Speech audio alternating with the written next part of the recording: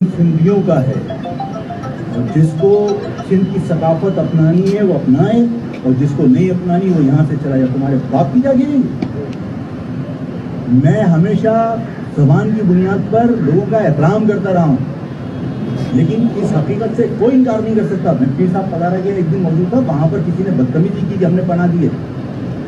مجھے غصہ آیا اور میں نے کہا کہ تم نے پناہ نہیں دیے, ہم نے تمہیں آزادی دلوائی ہے. کھوڑوں کی کتاب پڑھو, اس کے اندر تمہاری زمینیں بشمول تمہاری عورتیں وہاں گروی رکھی ہوئی تھی ہندوؤں کے پاس, اور تم نے قائد اعظم سے درخواست کی تھی کہ پاکستان بننے کے بعد ہم اسمبلی میں آپ کی حمایت کریں گے, کنڈیشن کہ پاکستان بننے کے بعد ہماری عورتیں جو گروی ہیں اور جو ہماری جائیداد ہے جو ہمارے حوالے کی ہے آزاد کریں.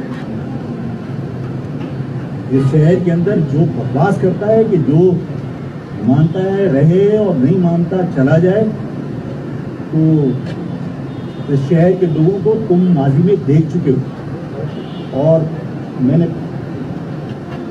چلے جانے میں جذبات میں میرا ہے میرا میں چلو جانے ہو گیا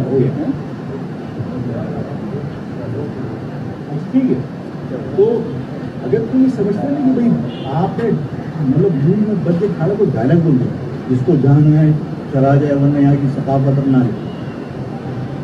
تم نے اس زمانے میں جس زمانے میں تمہاری حکومت تھی اور تم اس زمانے میں بھی بدماش بنے ہوئے تھے, تم نے اردو تعینات کرنے کی کوشش کر لی.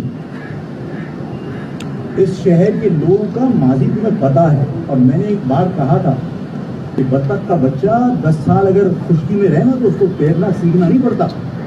ہم سے یہ توقع رکھنا نہیں ہے کہ ہم سب کچھ بھول دیں. اس شہر کا بچہ سب کچھ جانتا ہے, اور اگر اس پر کوئی زبردستی مسلط کی تو وہ سب کچھ کر سکتا ہے. اس شہر میں ہم بھائی چارگی قائم رکھنا چاہتے ہیں, ہم اس شہر کو پرامن رکھنا چاہتے ہیں, ہم اس شہر کے لوگوں کو پرامن اس لیے بھی رکھنا چاہتے ہیں کہ اس سندھ کی تقسیم کو میں یہ سمجھتا ہوں کہ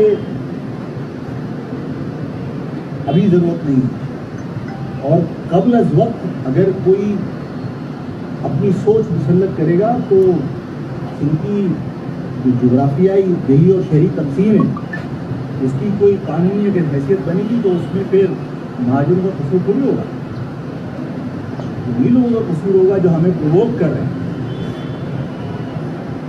میں گیا بڑا نیچے تارے چلیں, یہ تو ثابت کروانا کہ خون ہے اور دال ہے سفید نہیں ہوا,